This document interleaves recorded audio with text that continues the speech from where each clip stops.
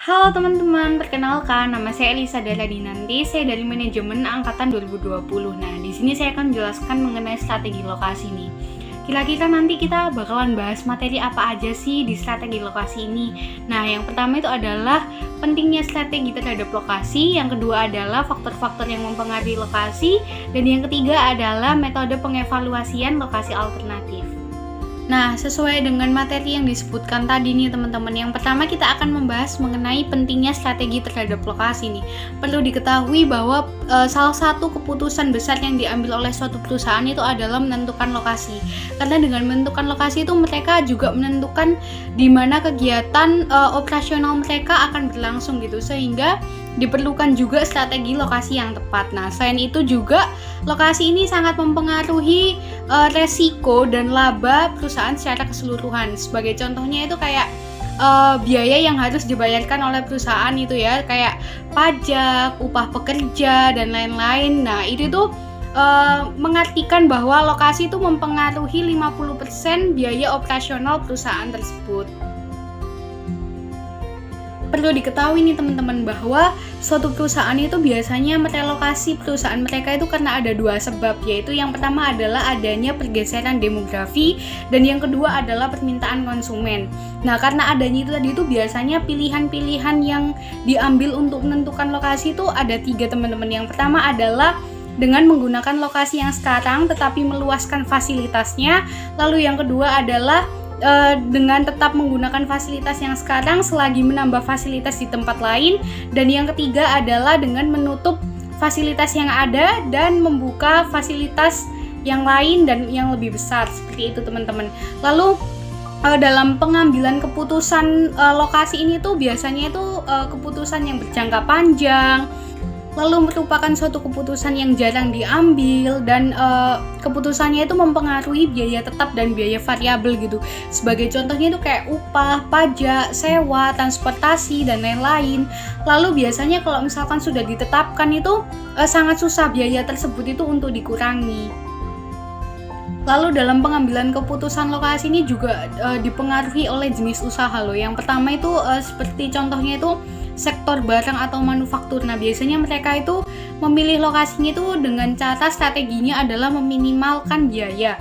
Lalu di sektor jasa atau retail ini biasanya mereka strateginya dengan cara memaksimalkan pendapatan.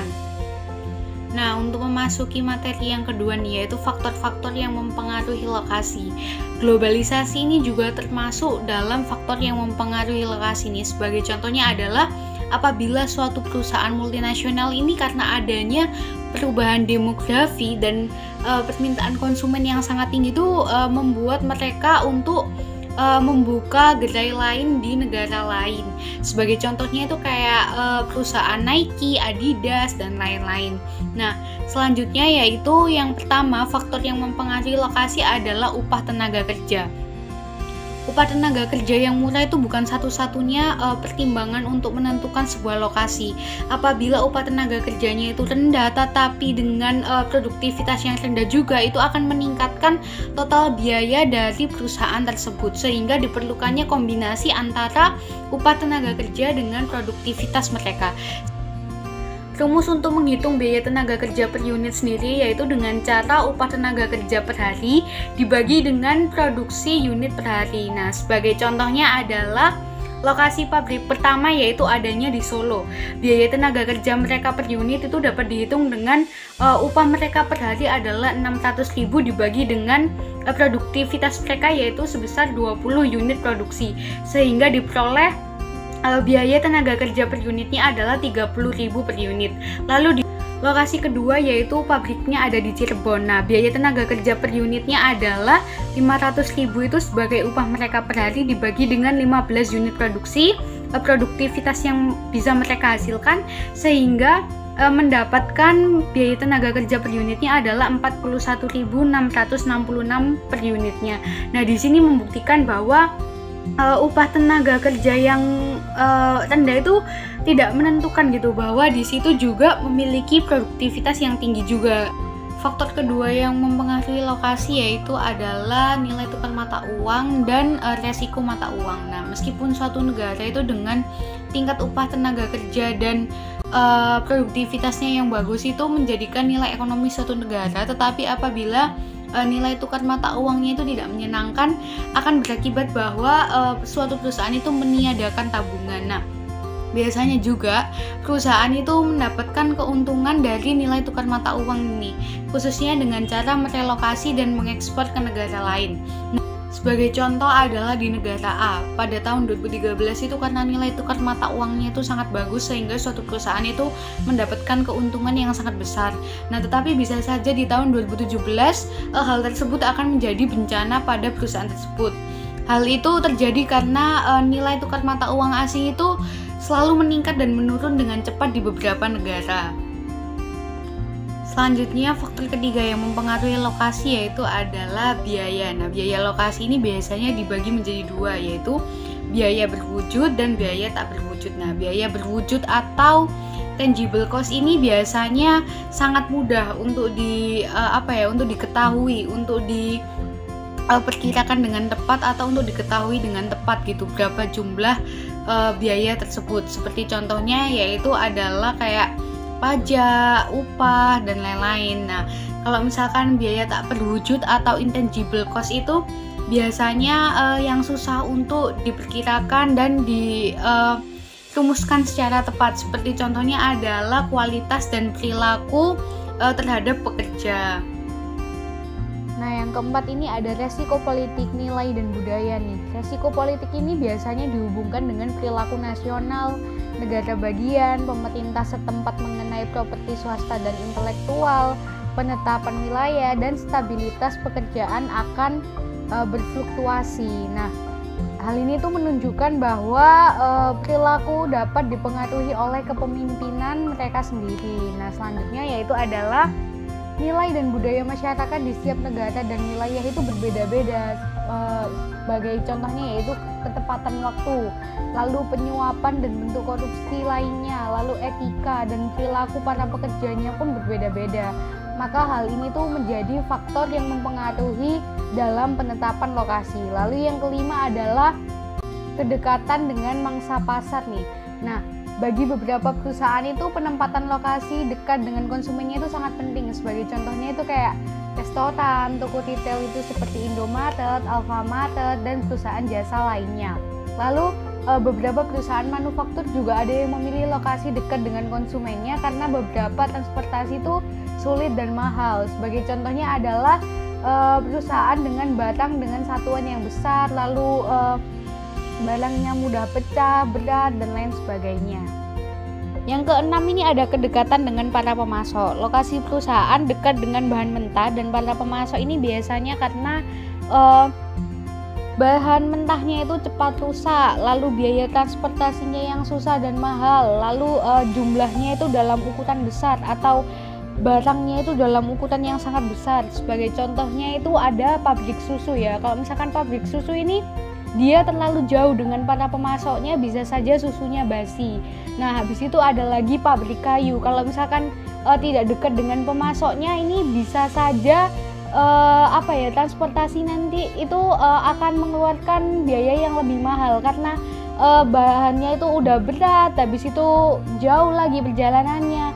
Nah, untuk yang ketujuh mengenai faktor yang mempengaruhi lokasi itu ada kedekatan dengan para pesaing atau kelompok. Nah, biasanya perusahaan yang saling bersaing lokasinya berdekatan itu karena adanya sumber daya informasi, sumber daya bakat, sumber daya modal, dan sumber daya alamnya itu berlimpah di suatu daerah tersebut. Lalu akan adanya clustering atau pengelompokan. Sebagai contohnya kawasan industri, pusat perdagangan elektronik, dan pusat perdagangan tekstil dan lain sebagainya. Sebagai contohnya aja kayak toko retail itu ya, kalau misalkan kita lihat pasti Indomaret itu akan berdekatan dengan Alfamart.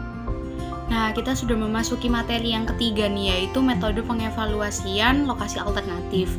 Di yang pertama yaitu ada metode pemeringkatan faktor. Nah, banyak banget nih faktor baik kualitatif maupun kuantitatif ini yang harus dipertimbangkan gitu dalam memilih suatu lokasi.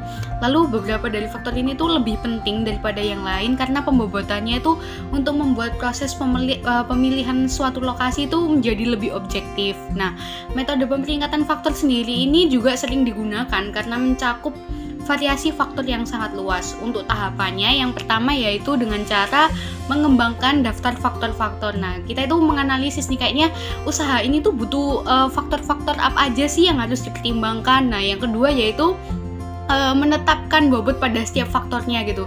Lalu yang ketiga yaitu mengembangkan suatu skala untuk setiap faktor. Semisalnya itu memberikan skala dari 1 sampai 10 atau dari 1 sampai 100. Nah, lalu yang keempat yaitu menentukan skor setiap lokasi untuk setiap faktor sesuai dengan skala yang ditentukan.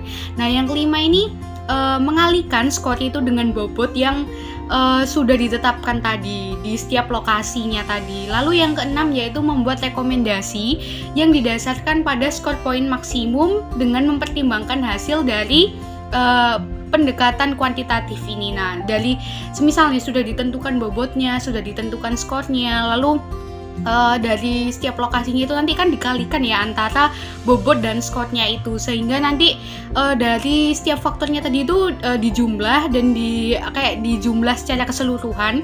Nah, di situ dapat dilihat lokasi mana sih yang kayaknya faktornya itu lebih mendekati untuk memenuhi kebutuhan perusahaan tersebut. Nah, untuk yang kedua ini ada metode analisis biaya volume lokasi. Biasanya metode ini tuh dengan cara mengidentifikasi nih biaya variabel dan biaya tetap serta membuat grafik pada setiap lokasinya. Lalu dari metode ini nanti itu juga dapat ditentukan gitu alternatif lokasi mana sih dengan biaya yang paling murah. Lalu analisis biaya volume lokasi ini juga dapat dilakukan dengan dua cara, yaitu dengan cara matematis dan grafik. Nah, pendekatan grafiknya itu mempunyai keuntungan dengan memberikan kisaran jumlah setiap lokasi dapat dipilih. Lalu, untuk tahapannya dalam analisis biaya volume lokasi ini, yang pertama yaitu dengan cara menentukan biaya tetap dan biaya variabel setiap lokasi. Lalu yang kedua itu membuat plot biaya untuk setiap lokasinya dengan biaya pada garis vertikal dan volume lokasinya itu ada pada garis horizontal. Lalu selanjutnya yaitu memilih lokasi yang biaya totalnya itu paling rendah untuk setiap volume produksi yang diinginkan.